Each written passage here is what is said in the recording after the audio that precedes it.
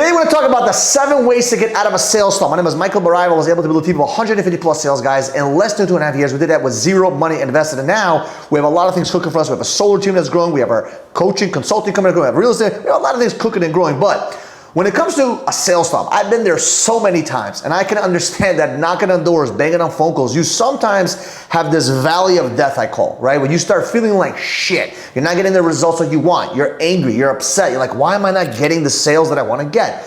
And in order to get out of the slums, these are some of the few things that I did and I recommend that's going to help you get out of your sales slump. Number 1, you need to focus on anchoring yourself and getting yourself to that peak state of mind.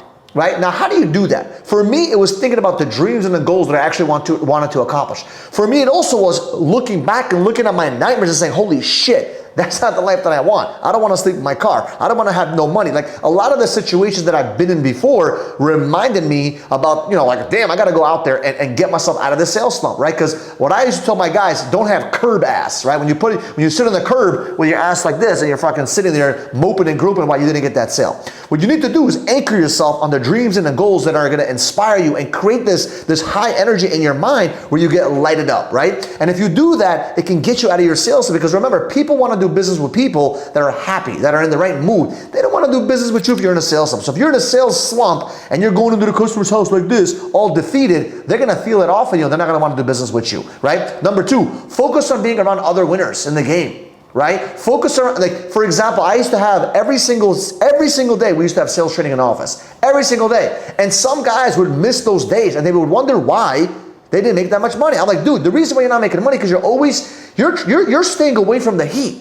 You want to be around the fireplace. And where's the fireplace? Other people that are winning. I know it feels awkward. I know you feel off. I know you're not happy. I know you're not excited about being around other people that are winning, and you're not, but that's how you get on fire. You get on fire by being around other people that are on fire, right? So that's number 2. Number 3, humble yourself and start learning from other people. So not only do you want to hang around other winners, but humble yourself and start asking people questions. If you suck at something, it's okay. There's nothing wrong with that. If you're in a sales slump and you're not making sales for the past couple of days, past couple of weeks, or even past couple of months, God forbid, guess what? Humble yourself. There's things that you do not know. Learn something new. Ask someone in the office. Ask your mentor. Ask someone, hey, what do I need to do to fix in my life right now to get me to the next level? Because I'm not getting the results that I want. Because you being frustrated and having a sales valley of death is not going to help you get anywhere. You need to, and remember, you're not going to be able to get yourself out of that situation. You need some kind of help. You need to humble yourself a little bit, right? Number 5, forgive yourself, right? Forgive yourself for the losses and the mistakes, right? Was that number 5 or number 4? Sorry, that was number 4, right? Number 4, forgive yourself for the losses and the mistakes, right? It's okay. I understand you didn't make sales this past week. I understand you got a bunch of zeros. I understand you got defeated. I understand you got a chargeback. I understand you got to cancel. Humble yourself and forgive yourself, right? So you got to be humble enough to learn from other people. But number 4, forgive yourself. It's okay. It's not so bad. Once you forgive yourself, you let go of the past, you can focus on the future. But if you don't forgive yourself, you're not going to move forward, right? So that's number 4. Number 5, work on your physical part of your life, right? Work on the physical part of your life. What do I mean by that? Go to the gym. Go do Muay Thai. Go do something that's going to increase your life, increase your energy. Do something that's fun outside of just work, because sometimes if you're trying to pound it and work 100 miles an hour and you're not getting anywhere, you got to kind of look at some other parts of your life.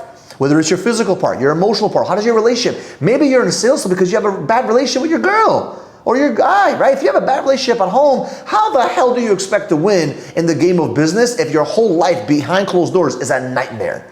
So work on some of those areas in your life. Work on the other aspects of your life to get yourself elevated to get out of that sales slump, right? Number 6, hire a mentor or a coach to give you that perspective. You need to remember, and by the way, it may cost you a lot of money, but it's worth it. You might say, Michael, I don't have the money right to hire someone. Hire them. I've hired so many coaches, so many mentors. I work for free for them. I work for them. Whatever it is that you got to do to get a mentor or a coach, do so. It's the best thing since sliced bread. Because once you understand, right? Once you understand that you cannot see everything, that the coach has an aerial view that you don't have, that's when you start creating success, right? And number 7, will work for me tremendously. I highly recommend it. Stop working by yourself. If you're in a sales slump, stop working by yourself. Work with someone. Have a running mate. Every single product I've ever sold, I've always had some kind of running mate. In Time Warner Cable, it was a guy named Dipin Patel. If he's watching us, I love you, brother, right? And when I was doing Verizon, I had another mate. When I was doing Brinks, I had another mate. When I was doing solar, every time I did any business, I always had a running mate. Always, always, always. Why? Because it's much easier to have him lift you up when you're down, and it's much easier to lift him up when he's down, right? And that's where the term running mate is so vital, so important. So here are the 7 reasons to get out of a sales slump. If you're in a sales slump, you need some support, do me a favor, DM me on Instagram. I'll give you some tips on how to get better. I can help you out, and we appreciate you. If you have not yet subscribed to the channel, do me a favor, subscribe to the channel, and we'll see you guys in the next video.